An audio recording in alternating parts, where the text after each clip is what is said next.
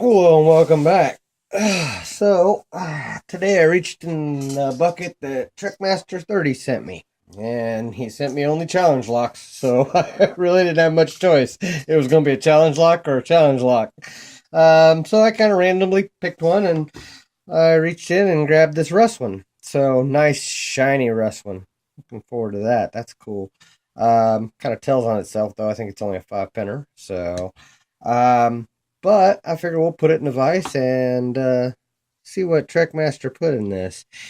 Like I said when I opened the package, he said that he was sending me a good box of evil. So I'm looking forward to this. Good challenging lock. We'll check it out and see what we got here.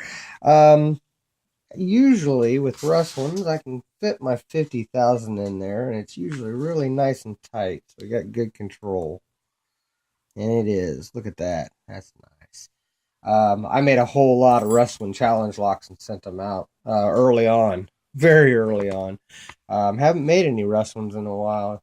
I haven't come across any stock ones. Um, but at any rate, when picking these, I like my 15,000th gem usually because it fits in nice. I can kind of work from this ledge right here, kind of at an angle, and I get really good feedback usually. So I am going to zoom in for you guys if I can get my tripod to stand still. My gosh. All right. That ought to be close enough for you. See any kind of movement I get on this. I'm going to do what I always do. I'm going to start in the back of the lock. Go extremely light tension because it is a challenge lock and full of some nasty air, I'm assuming. Let's see here. Nothing on that pass.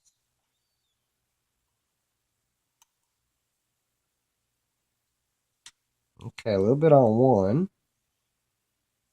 Three fell down. Try to fit underneath it.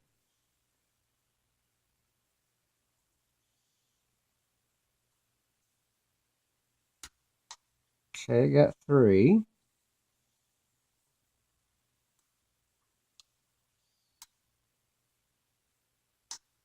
Click on two.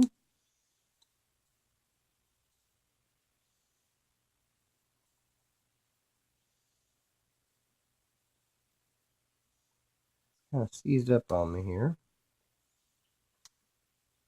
Bit more on two. Okay, got a little bit of rotation on the core that time. Oh, deep false set off a one. Oh, and that felt like four. All right. Well, we got an open. Wow. Okay. I'll take it. Nice. Sweet. All right, let's zoom out for you guys. Let's see what Trekmaster put in here. That was pretty cool. It kind of had great feedback there. It told me exactly what it needed next, so that was good. All right. I am not going to unmummy this awesome key, by the way. It is, I love this old Russwin key. It has the dragons on it, and of course, I have a thing about dragons. So, um, I've always loved dragons. So that's my other love besides locks. But at any rate, screwdriver. Let's see what Trekmaster30 put in this awesome looking Russwin.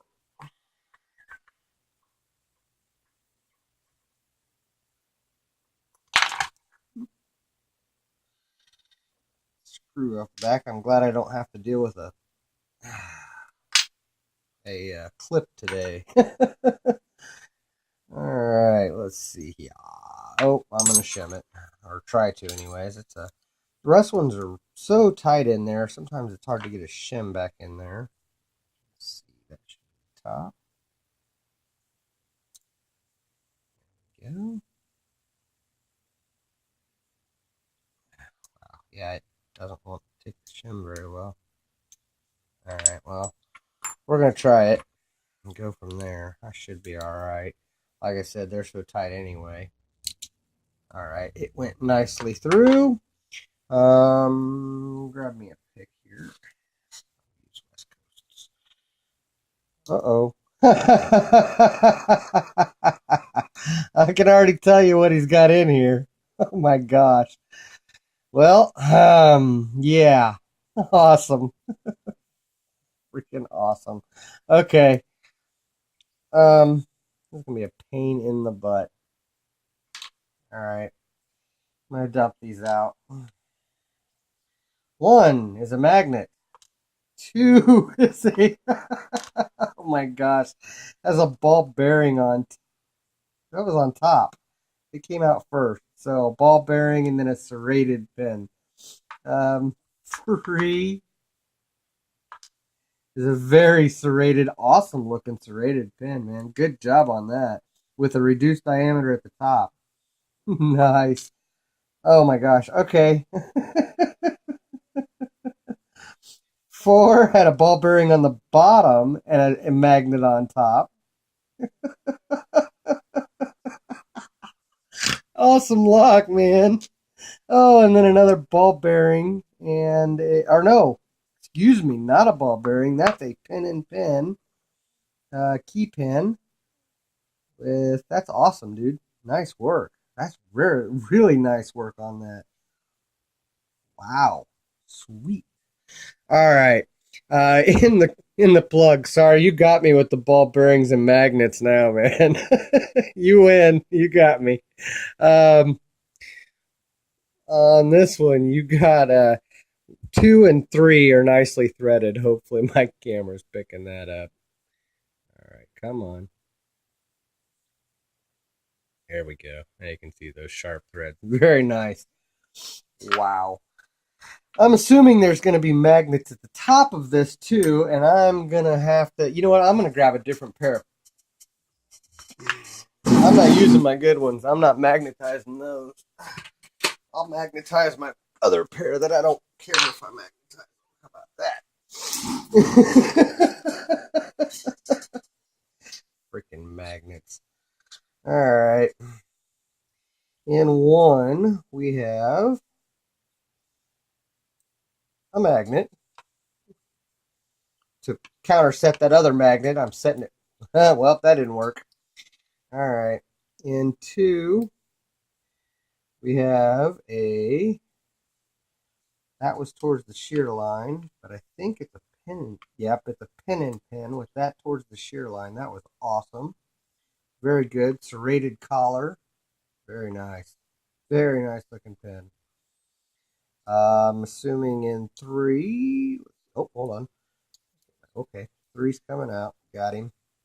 He is a very nice looking serrated pin, man. Awesome looking pins here. You know what? I'm going to back up a second here. Try to get these springs out. Came out, but then he rolled away on me. Oh, there we go. And two.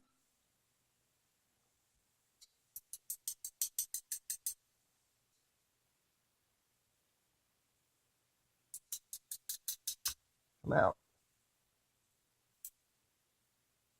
Okay, two don't want to come out yet. Go ahead and get these pins out first. And well, that'll help. Go ahead and use the magnet here. Three. That was 2 spring. Nice magnet here. Oh well. Anyway, magnet in. Get 3 out. Oh, 3 and 4. They were the same anyway. And then 5. Get that pin out nice and gentle here. So he popped out fast on me, but I saw which way it was. He was a. Come on. He is a nice looking graduated T-pin. Very nice looking. And the last spring is the same. So the only spring that was different was a steel spring. See now my magnetized tweezers. And in the Bible there is nothing. No threading, no nothing. It's smooth. So that's awesome. But wow, man, what a great lock. Lots of things going on here with these, between the magnets and the ball bearings.